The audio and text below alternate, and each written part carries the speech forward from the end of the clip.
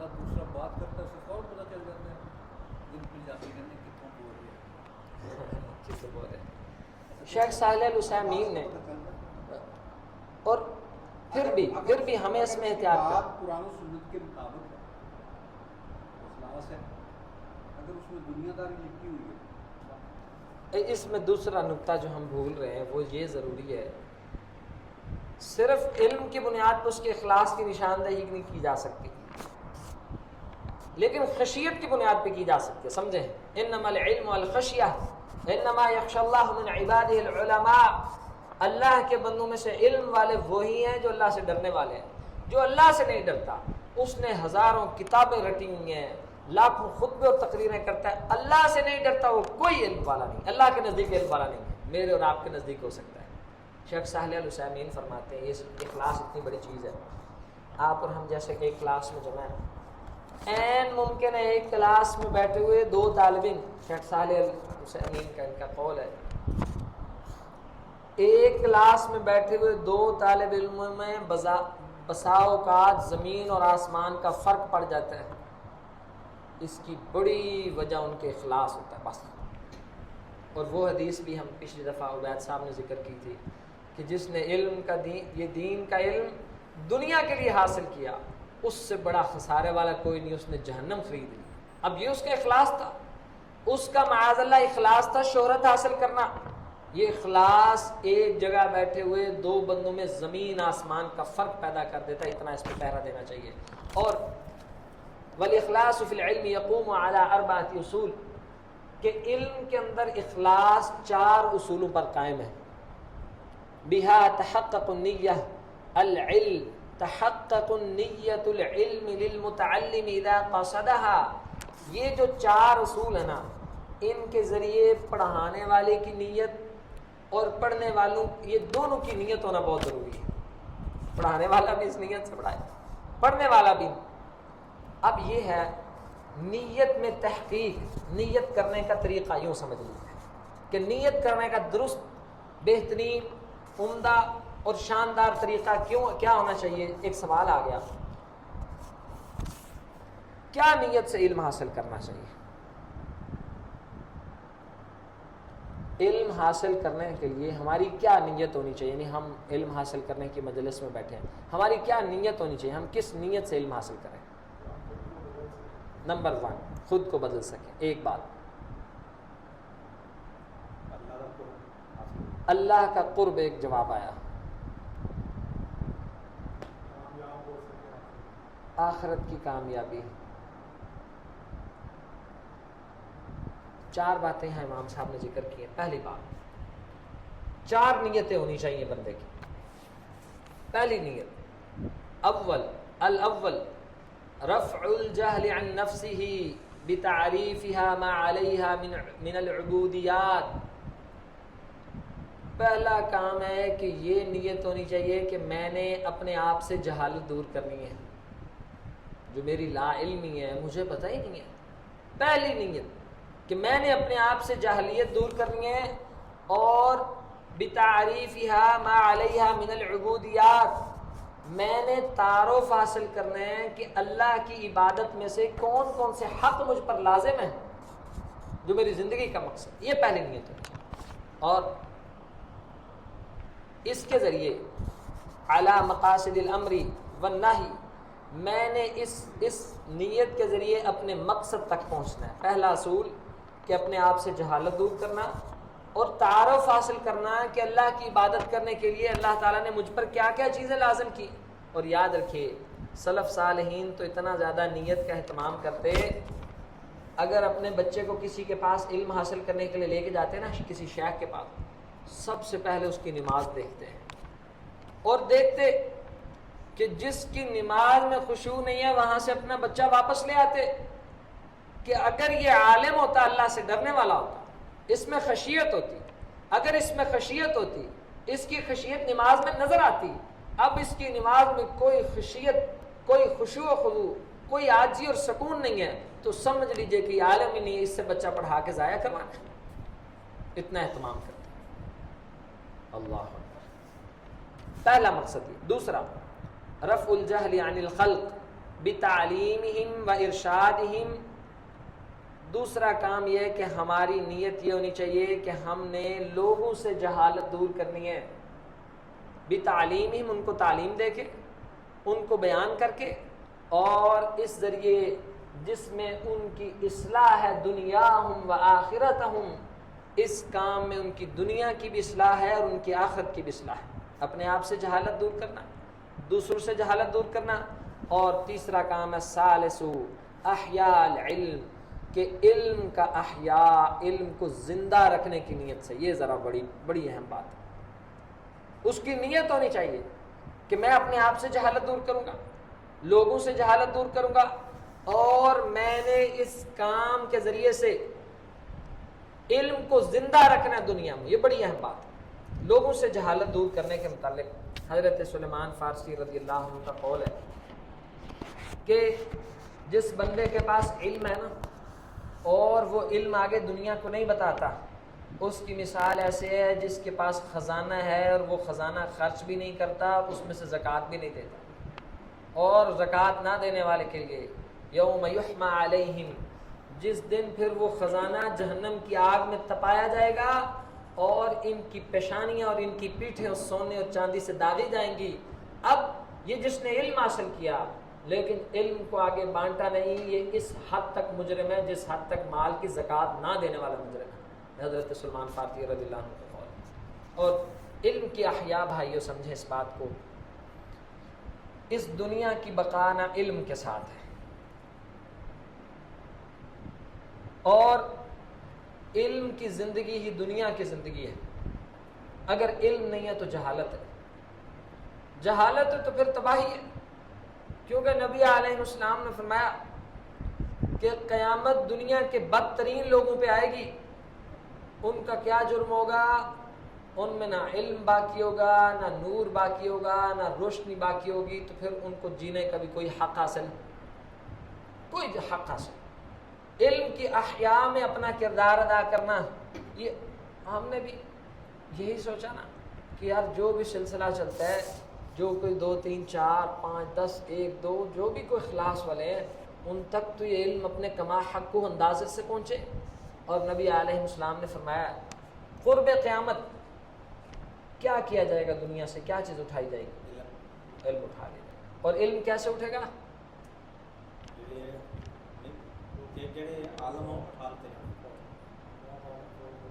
عالم فوت ہو جائیں، اور جی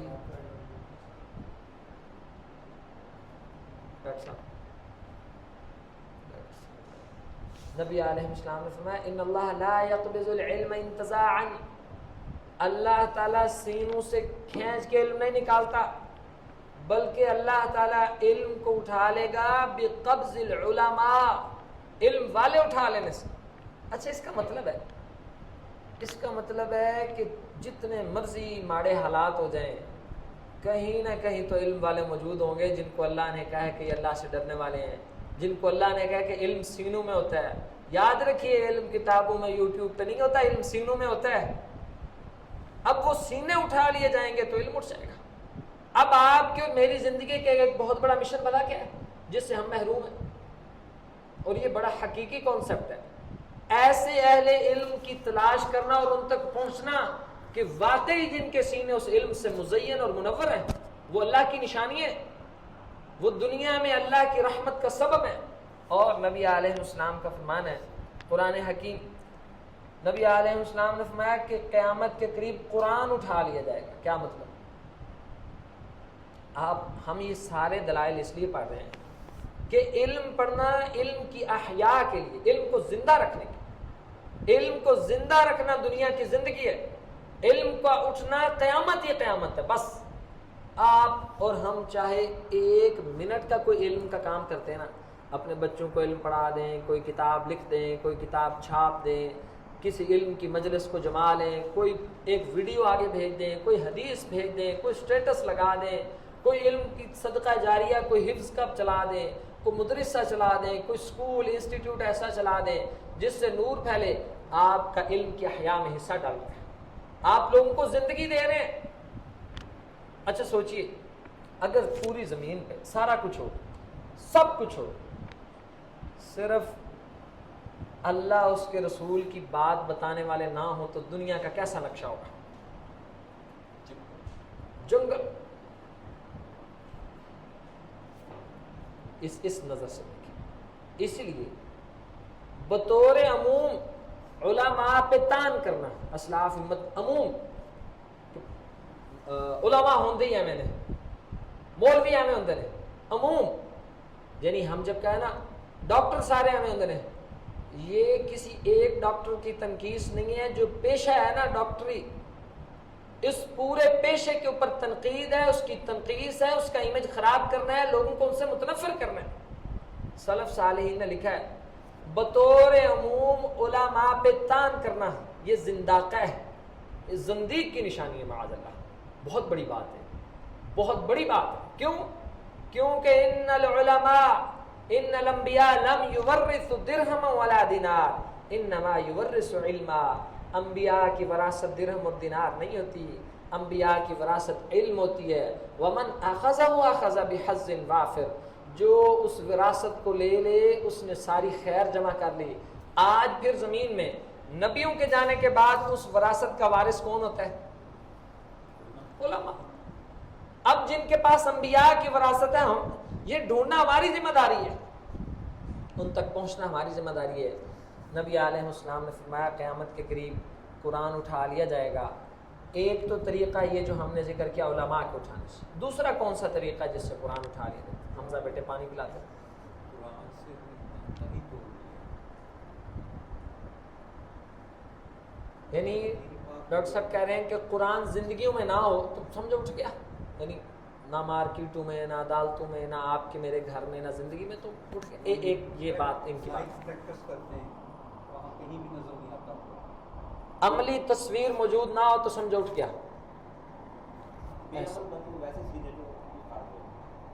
بے عمل کے سینے سے قرآن رخصت ہو جاتا ہے. یہ دوسری بات. دوسری بات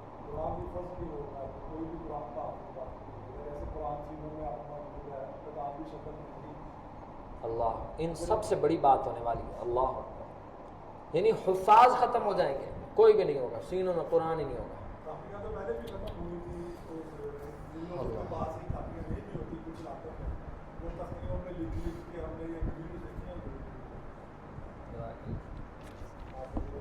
ایک محدث ایک امام کا واقعہ میں نے پڑھا. اللہ اکبر. آپ کی بات سے مجھے یاد آیا. مقری تھے مجود تھے قرات کے امام تھے. احمد بن حنبل رحمہ اللہ علیہ کے دور میں گناہوں کا وزن یہاں سے چیک کریں ان گناہوں کا اتنا وزن ہوتا ہے. ہمیں محسوس کیوں نہیں ہوتا؟ یہ ہماری بے حسی ہے. جس کا اللہ سے تعلق حساس اور خشیت اور قرب کا ہوتا ہے اس کو چھوٹے سے گناہ کی نحوست محسوس ہوتی ہے. بڑے اس کی مثال ہے برصغیر میں. یہ جو حافظ گوندلی تھے نا گجرانوالہ کے رحمہ اللہ علیہ ان کے بارے میں نا ان کے شاگرد لکھتے ہیں ان کے بارے میں مشہور ہو گیا تھا. مشہور ہو گیا کہتے ہیں غالباً عطاء اللہ حنیف بھوجیانوی یہ بھی بڑے معروف مفسر. یہ کہتے ہیں ہم بچے تھے تو حافظ صاحب کے بارے میں مشہور تھا کہ ان کو نا گناہ کی بدبو آتی ہے.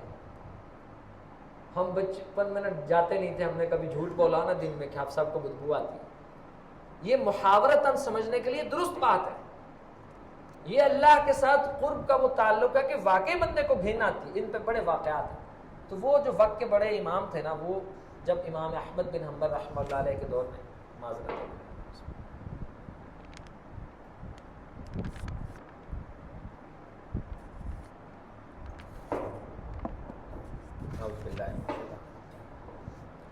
امام صاحب رحمہ اللہ علیہ کے دور میں مسئلہ اور فتنہ پیش آیا.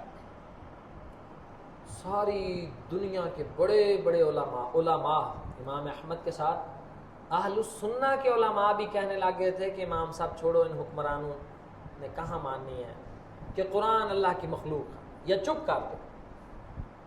اب وہ کہتے ہیں کہ میں نے یہ موقف اپنایا کہ قرآن اللہ کی مخلوق ہے حالانکہ نہیں اللہ کی صفت ہے. کہتے ہیں ان کے شاگرد ان کے پاس بیٹھے تھے. پھر بھلا کیا ہوا؟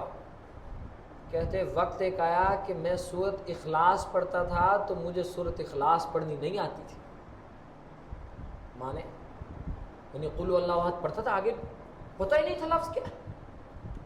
اس کا مطلب کہ قرآن سینوں سے اٹھایا جاتا ہے. قرب قیامت علم کے احیاء پہ ہم بات کر رہے ہیں، یہ بڑا ضروری کام ہے، یہ ہماری زندگیوں کا مشن اور مقصد ہونا چاہیے، جو کہ نہیں ہے. قرب قیامت قرآن حکیم ان صحیفوں سے ختم ہو جائے گا، یعنی ورقے ہوں گے، الفاظ نہیں ہوں گے، حدیث ہے. یہ باقی شکلیں آپ نے بیان کر دی کہ علماء اٹھ گئے، علم گیا، سینوں سے اٹھ گیا، علم گیا، حفظ ختم، علم گیا، گناہوں کے وبال سے علم گیا. ایک آخری شکل یہ بچی تھی کہ چلو ان صحیفوں میں لکھا ہوگا، لیکن صحیفے کھولے جائیں گے تو اندر قرآن حکیم اللہ تعالیٰ اس کو اٹھا. قرآن حکیم کیا آیت ہے؟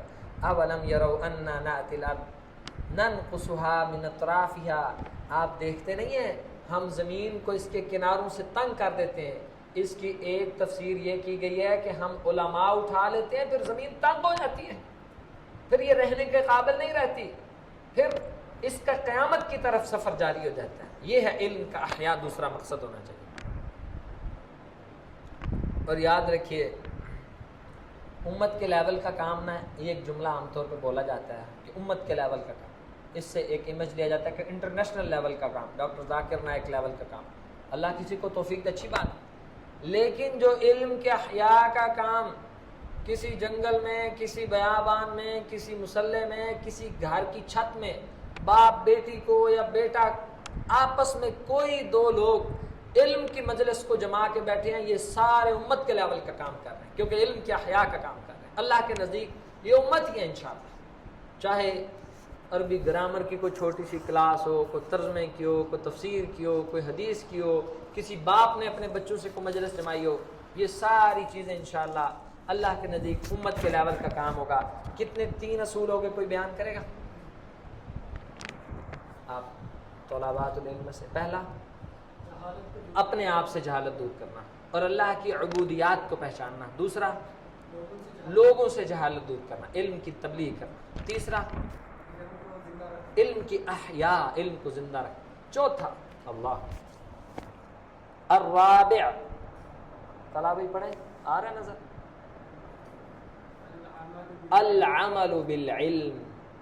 علم اس لیے حاصل کرنا ہے کہ ہم نے اس پہ عمل کرنا ہے. میں نے کہا تھا نا، عمل کے شوق والے 2 بھی بیٹھے ہو نا تو ایسے شہزادے ہی بڑے ہیں، انہوں نے عمل کرنا ہے.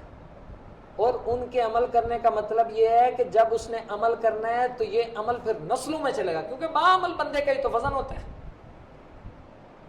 بے عمل بندے کی کوئی تاثیر نہیں ہوتی. یہ جو ہم معاشرے میں بھگت رہے ہیں باتوں کی، آگے ہم آئیں گی. الیوم کثر الکلام، آگے آئیں گے. یہ آج باتیں ہی تو زیادہ ہو گئی ہیں، عمل ہی تو تھوڑا ہو گیا ہے. باتوں کی کمی نہیں ہے، باتیں بڑھ گئی ہیں.